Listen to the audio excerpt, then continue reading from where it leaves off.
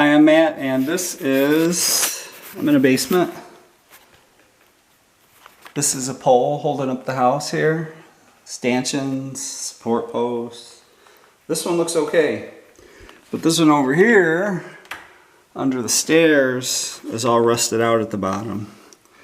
And this is about a 100-year-old house in Detroit. And that's all rust that came from inside of the pipe when I started going like this. And so this is fairly common in a house this age. It was all used to be metal, it's just rust now. So I just started poking at it with my screwdriver, and then the whole pole started to move. So when a support post moves, of course it's not holding up anything, so that needs to be replaced.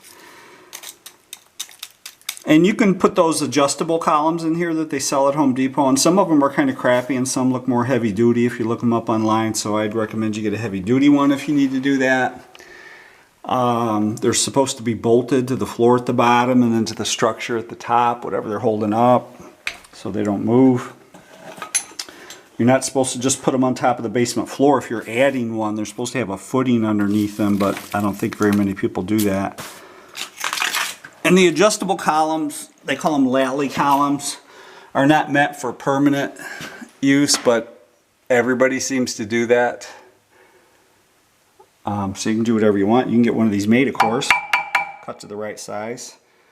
But the adjustable columns, I've seen them in new houses even, so some places do accept them and maybe some don't, because like I said, they're not meant for permanent use, just temporary. But I have seen them in newer homes where I know they got a permit to build it. And you can put the screw jack, you know, the screw part, the adjustable part at the top or at the bottom. I've seen it done both ways. So people will say I don't know what I'm talking about, so you can put that in the comments. If you do that for a living, I hope you know more about it than I do. People live to do that. So that's it.